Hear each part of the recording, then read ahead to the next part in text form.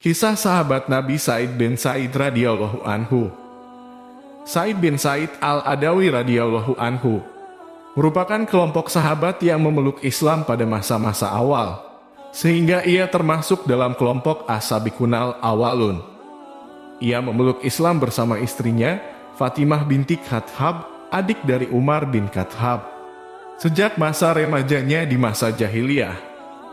Ia tidak pernah mengikuti perbuatan-perbuatan yang umumnya dilakukan oleh kaum Quraisy, seperti menyembah berhala, bermain judi, riba, minum minuman keras, main wanita, dan perbuatan nista lainnya. Sikap dan pandangan hidupnya ini ternyata diwarisi dari ayahnya, Sa'id bin Amr bin Naufal. Sejak lama Sa'id bin Amr telah meyakini kebenaran agama Ibrahim, tetapi tidak mengikuti agama Yahudi dan Nasrani yang menurutnya telah jauh menyimpang dari agama Ibrahim. Ia tidak segan mencela cara-cara peribadatan dan perbuatan jahiliyah dari kaum Quraisy tanpa rasa takut sedikitpun. Ia pernah bersandar di dinding Ka'bah ketika kaum Quraisy sedang melakukan ritual-ritual penyembahannya.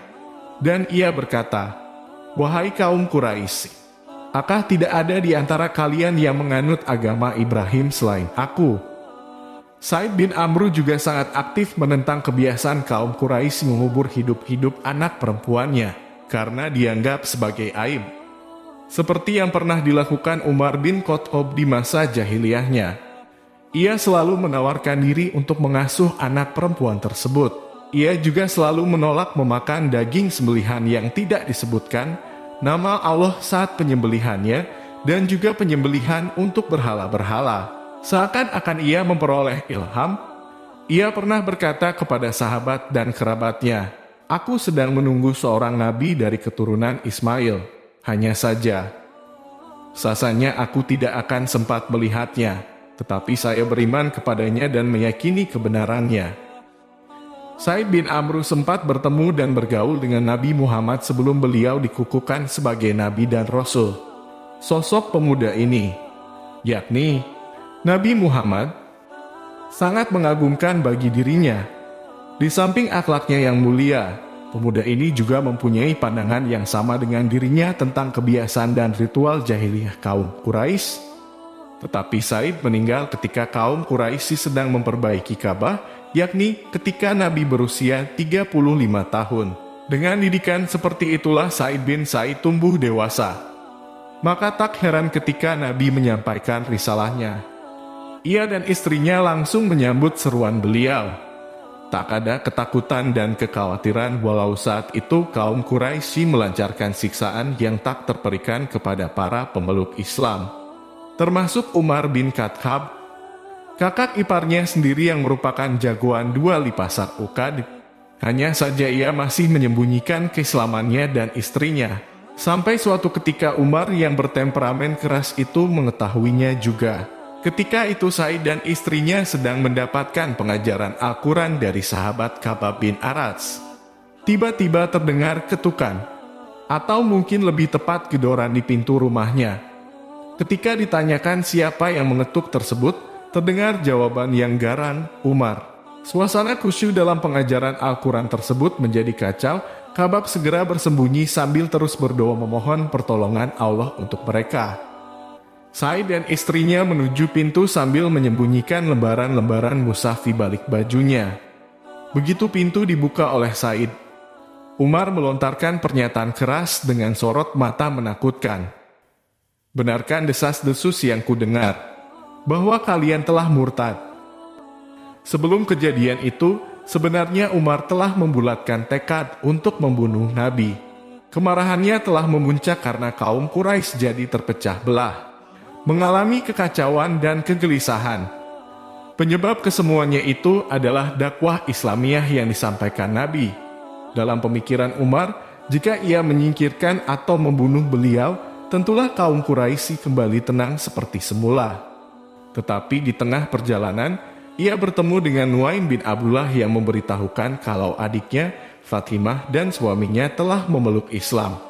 Nuaim menyarankan agar ia mengurus kerabatnya sendiri saja sebelum mencampuri urusan orang lain. Karena itu, Tak heran jika kemarahan Umar itu tertumpah kepada keluarga adiknya ini. Sebenarnya Said melihat bahaya yang tampak dari sorot mata Umar.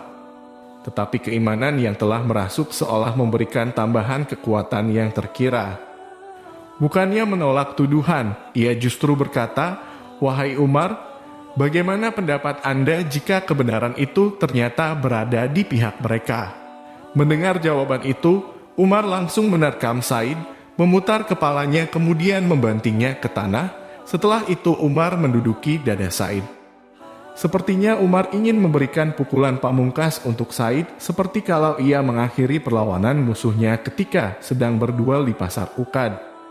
Fatimah mendekat untuk membela suaminya, tetapi ia mendapat tinju keras Umar di wajahnya sehingga terjatuh dan darah mengalir dari bibirnya. Keadaan Said sangat kritis, ia bukan lawan duel sebanding dengan Umar, dan ia hanya bisa pasrah jika Umar akan menghabisinya. Tetapi tiba-tiba terdengar pekikan keras istrinya, Fatimah. Bukan ketakutan, tetapi pekikan perlawanan dan permusuhan dengan penuh keberanian. "Hai musuh Allah, kamu berani memukul saya karena saya beriman kepada Allah. Hai Umar, perbuatlah yang kamu suka, karena saya akan tetap bersaksi bahwa tiada Tuhan melainkan Allah, dan bahwa Muhammad adalah Rasulullah."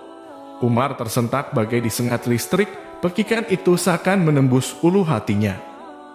Terkejut dan heran, Umar bin Khattab seakan tak percaya, wanita lemah ini yang tidak lain adiknya sendiri berani menentangnya. Tetapi justru dari keheranan dan ketidakpercayaannya ini, amarahnya menjadi reda. Dan kemudian menjadi titik balik ia memperoleh hidayah dan akhirnya memeluk Islam. Sebagaimana sahabat-sahabat yang memeluk Islam pada masa awal, Said bin Said merupakan sosok yang banyak menghabiskan waktunya untuk beribadah.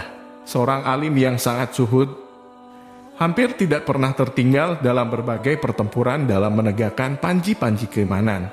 Ia tidak mengikuti perang Badar, karena saat itu ia ditugaskan Nabi untuk tugas mata-mata ke Syam bersama Talha bin Ubaidillah.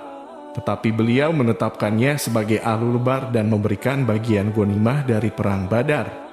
Walau secara fisik tidak terjun dalam pertempuran tersebut. Ada 7 sahabat lainnya seperti Said, tidak mengikuti perang Badar, tetapi Nabi menetapkannya sebagai ahlul bar. Said juga termasuk dalam kelompok 10 sahabat yang dijamin oleh Nabi akan masuk surga dalam masa hidupnya. 9 sahabat lainnya adalah 4 sahabat Khulafaur Rasyidin, Abdurrahman bin Auf, Sa'd bin Abi Waqqas, Subair bin Awam, Talha bin Ubaidillah, dan Abu Ubaidah bin Jarrah r. Said sempat mengalami masa kejayaan Islam, di mana wilayah makin meluas dan makin banyak lowongan jabatan. Sesungguhnya lah ia pantas memangku salah satu dari jabatan-jabatan tersebut, tetapi ia memilih untuk menghindarinya. Bahkan dalam banyak pertempuran yang diterjuninya, ia lebih memilih menjadi prajurit biasa dalam suatu pasukan besar yang dipimpin oleh Sa'd bin Abi Waqqas. Setelah menaklukkan Damaskus, Sa'd menetapkan dirinya sebagai wali negeri atau gubernur di sana. Tetapi Said bin Said meminta dengan sangat kepada komandannya itu untuk memilih orang lain memegang jabatan tersebut dan mengizinkannya untuk menjadi prajurit biasa di bawah kepemimpinannya. Ia ingin terus berjuang menegakkan kalimat Allah dan panji-panji kebenaran. Suatu keadaan yang tidak bisa dilakukannya jika ia memegang jabatan wali negeri. Seperti halnya jabatan yang dihindarinya, begitu juga dengan harta dan kemewahan dunia. Tetapi sejak masa Khalifah Umar, harta kekayaan datang melimpah ruah memenuhi Baitul Mal, perbendaharaan Islam, sehingga mau tidak mau, sahabat-sahabat masa awal seperti Said bin Said akan memperoleh bagian juga. Bahkan Khalifah Umar memberikan jatah bagian lebih banyak daripada bagian sahabat yang memeluk Islam belakangan, yaitu setelah terjadinya Fathul Makkah. Namun, setiap kali ia memperoleh pembagian harta atau uang, segera saja ia menyedekahkannya lagi, kecuali sekedarnya saja. Namun dengan cara hidupnya yang zuhud itu, masih juga ada orang yang memfitnah dirinya bersikap duniawiyah. Peristiwa itu terjadi pada masa pemerintahan Muawiyah, ketika ia telah menghabiskan sisa hidupnya hanya untuk beribadah di Madinah. Seorang wanita bernama Arwa binti Aus menuduh Said telah merampas tanah miliknya. Pada mulanya Said tidak mau terlalu peduli atau melayani tuduhan tersebut. Ia hanya membantah sekedarnya dan menasehati wanita itu untuk tidak membuat kedustaan. Tetapi wanita itu tetap saja dengan tuduhannya, bahkan ia melaporkan kepada Gubernur Madinah, Marwan bin Hakam. Gubernur Madinah yang masih paman dari Muawiyah. Atas laporan Arwa bin Aus itu memanggil Said untuk mempertanggungjawabkan tindakannya. Setelah menghadap, Said membantah tuduhan itu. Ia berkata, "Apakah mungkin aku mendalimi wanita ini, yakni merampas tanahnya? Sedangkan aku mendengar sendiri Rasulullah bersabda barang siapa yang mendalimi seseorang dengan sejengkal tanah, maka Allah akan melilitnya dengan 7 lingkaran bumi pada hari kiamat kelak." Said memang meriwayatkan beberapa hadits Nabi, termasuk hadits yang dijadikan hujahnya itu.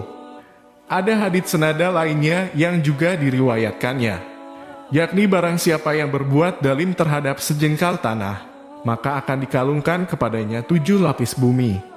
Dan barang siapa yang terbunuh karena membela hartanya, maka ia mati syahid.